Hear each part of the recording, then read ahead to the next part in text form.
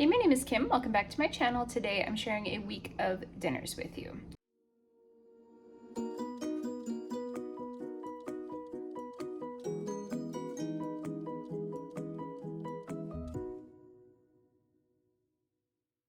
So pretty easy, simple things for our family of 6. If that interests you, please keep watching. I am thawing bacon because we are just having BLTs for dinner tonight. It's Monday. I also wanted to show you what I'm working on, not for dinner, but for lunch. Not tomorrow, day after tomorrow. Sourdough's a process. One sec. I haven't had a lot of luck with inclusions, but a recipe I read suggested putting inclusions in when you first mix your dough together, and I honestly think that might work out better. So I am doing a pizza sourdough. I figured that would be a nice lunch for the kids. So it's got pieces of pepperoni, chunks of Gouda and cheddar. I would have done mozzarella, but I had a charcuterie board from Saturday night that I needed to use up. So I just cut up the slices of cheese into chunks and the slices of pepperoni into pieces. And I also have basil, oregano, and some other seasonings in there. I didn't do garlic because I didn't know if that would affect the sourdough starter, but yes, working on that.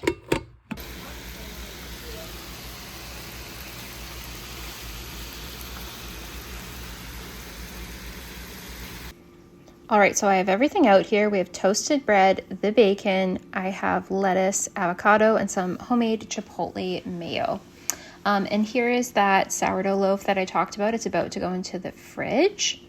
And then I just baked it the way I normally bake my sourdough. And this is how it turned out. It was honestly amazing. I was a little worried about us getting food poisoning, but no, it turned out great. I always get a little nervous about adding inclusions to my sourdough, and I put some in my son's lunch for the following day. All right, I'm a little behind tonight. I really should have started making dinner half an hour ago, but it is what it is. I am doing a Mexican lasagna. So I'm sort of following the recipe that Jessica from Field's Full House recommended. So for that, you fry up ground beef with taco seasoning. You make refried beans. I might just leave these whole, I'm not really sure. I'm also gonna add some enchilada sauce. I don't think she does, but I'm going to.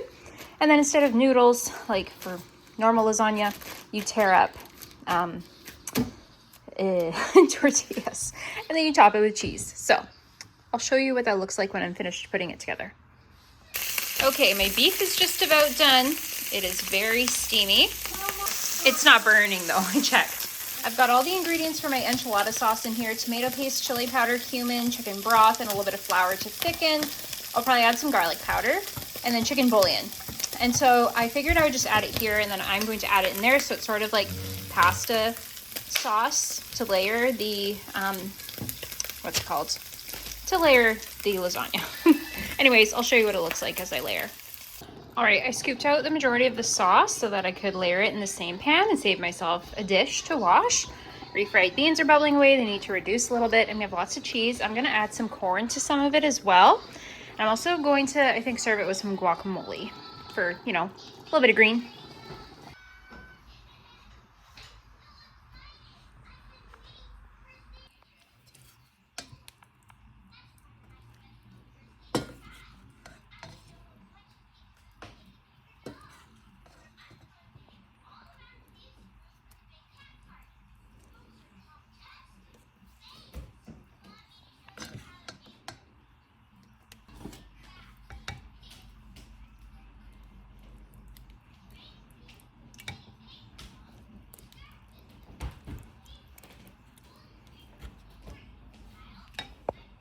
All right, that is ready to go into the oven. It doesn't look the best, but I think it's gonna taste pretty good.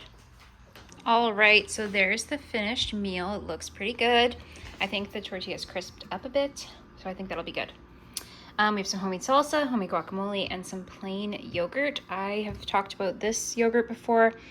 It's a little higher in fat, 6% fat, so it works really well as a sour cream. And I just made my guacamole and salsa with my Spice Affair spice mixes. I have a code for a 10% discount down below. It's not mine, it's for a friend of mine who is a ambassador, I think is what it's called. And then the salsa. So these are really good. They're a good replacement for Epicure stuff. And I think everything that they do is gluten-free, and they always have their ingredients on the jar, which is nice. Epicure didn't used to do that. The only thing that's missing from this guacamole mix is garlic. So I always add garlic powder as well to my guacamole, and yeah, that's it. Here's my finished plate.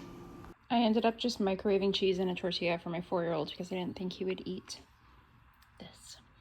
We're just having a little ice cream, and me and my daughter had some tiramisu left over from Mother's Day, and just making that pizza sourdough. All right, so it is Wednesday. Tonight I'm making brisket. I showed in my last grocery haul that I bought a huge brisket. It was 14 pounds, and it was on sale for $5 a pound. So that's why I got that. And then we just cut it up into chunks. So I got 6 portions out of it. There's a bit of fat to trim off, but there's 6 meals out of that big brisket. So I'm going to do like a roast, but in the crock pot. Whenever I do roast during the week, I always try and make things as simple as possible. So I'll do the meat in the crock pot. I just do a microwaved vegetable, and I air fry potatoes. I'm also going to do Yorkshires tonight, although I don't always do that with roast, but some of the kids have been asking for them, so I am doing them tonight. Yeah, so I am going to cook this the same way I usually do my roast. I'm going to sear it in my cast iron pan. I always use packets for shepherd's pie and pot roast because these packets just always turn out perfect. So, and it's not something I make super often, so it makes sense to just get a little packet for it. But what you do is you add this to water, and you, after you sear it, you pour that over the roast, and then you cook on low. And I find with brisket, the longer and lower you cook it, the better, with all roasts really. So I'm gonna go ahead and sear that and get it into the crock pot.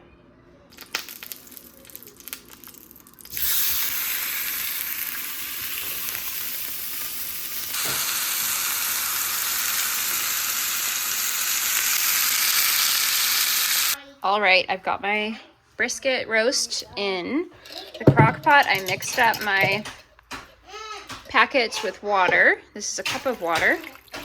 Pour that over, and then I'm setting it to low and putting on the lid. I do find the crock pot is better for tenderizing meats like this than my Instant Pot on the crock pot setting. For a lot of things, I love using my Instant Pot with the crock pot setting, especially because you can saute in the Instant Pot. So I could brown my meat and then set it to slow cook, but it doesn't cook it quite the same as the crock pot. So that's mostly what I still use this for. I also just love this crock pot. I got it for Christmas 12 years ago from my sister, and it's just beautiful. So I continue to keep it, even though I could probably do without it. Yeah, anyways, that's how I'm making the roast. So my dog has jumped up on this a couple times, I think, which is so annoying. But I've got potatoes in here, and they're kind of at the end of their life cycle. There's some that are still good. I threw out a few that had sprouted. I'm going to peel them and air fry them in oil and seasonings, and then I think I need to buy more potatoes. So yeah, overall, pretty easy meal to throw together if you do it the way I did. The only thing that's going to take a bit of effort is the Yorkshires, but I have that kind of down to a science. I'll show you how I make those. That's the only thing I'll really have to focus on making. So I'll do the potatoes in the air fryer, briskets in the crock pot, and I'm just gonna do microwaved peas, I think. I like to do peas with meals like this because we have one kid who does not eat meats really, occasionally a little bit of chicken. And so I like to do peas when we do like a meat potatoes type meal because peas have protein. So yeah. All right, it is almost 3:30. Here's how my beef's looking. I'm just taking it out to shred it up. Then I'm gonna return it to the crock pot on warm.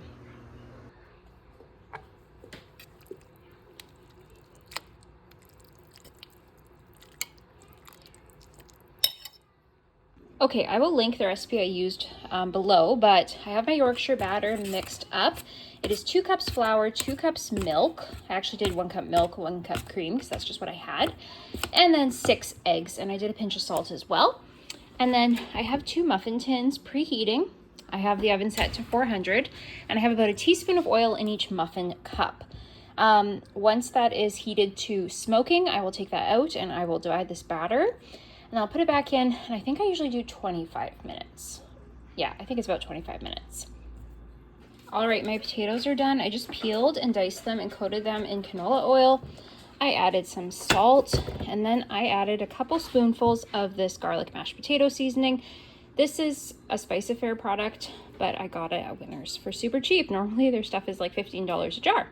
And a little goes a long way, so it's not that bad of a price depending on what you're getting, but $7, I will take it.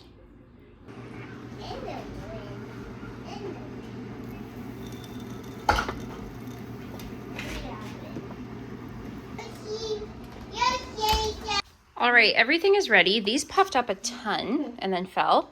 I don't know, they still look decent. They just puffed up weird this time. I'm not sure why. Oh, well. Maybe it was the cream. I don't know. We've got our peas, the potatoes, and there's the brisket. And I will show you a finished plate or two as well once I've done that. Here's the plate of the child who does not eat meat, obviously. Okay, you're gonna you're gonna laugh at this, but this one particular kid is really picky, so I really want him to try the potatoes and the peas. These two things I know he'll eat. And this is my plate. This meal was so delicious. On Thursday, I did a bruschetta chicken pasta, and honestly, I just kind of made this recipe up. I just cooked 2 chicken breasts and then diced them up. I made sort of a white sauce with cream, and then I added some bruschetta. All right, it's Friday, and today I'm making pizza. I want to do sourdough crust, so I fed my starter last night, nice and bubbly. I'm going to do a double batch, which is like 6 cups of flour, so hopefully that's enough. I think it is, because I want to do 2 pizzas and a batch of breadsticks. I hope the breadsticks turn out with the sourdough approach, but we'll see. So I'm going to get that going. It's 10 o'clock right now, and I need it to proof for the day, and then I will stretch out the crust a little bit later, probably like, I don't know. I'm going to do pretty simple pizzas, so I don't know if I'm going to do it right before we leave for MMA or if I will do it when we get home, because we don't get home until like 6:45. It's pretty late. But yeah, anyways, I'm just going to do like pepperoni pizzas and breadsticks, and yeah, that'll be dinner for Friday. All right, so here's the dough. I'm going to shape it into 2 pizzas. It won't fill the pan, but that's fine. And then some breadsticks. I'm going to put all that together and then just kind of put it in the stove. And then when my husband gets home, he can turn it on and get that baked so it's not sitting out for too long. And then we'll have dinner when we get home. Okay, so these are a little resistant to stretching, so I'm just going to cover them and let them sit for a little bit. I've got some time. And then I'll stretch them out or roll them out a little bit more and then assemble them. These are the breadsticks. I'm gonna try and stretch out some of these a little more too. But I'm gonna brush them with melted butter, sprinkle with garlic powder and some herbs, and then those will be ready to go. All right, those will definitely rise up more too. All right, here's one of the pizzas. So this is one that most of the kids probably won't eat, so it's a little smaller. But I mixed a little bit of pesto in with the pizza sauce. We have mozzarella, tomatoes, and pepperoni, and then I'm going to put a little bit of balsamic vinegar on top when it's done.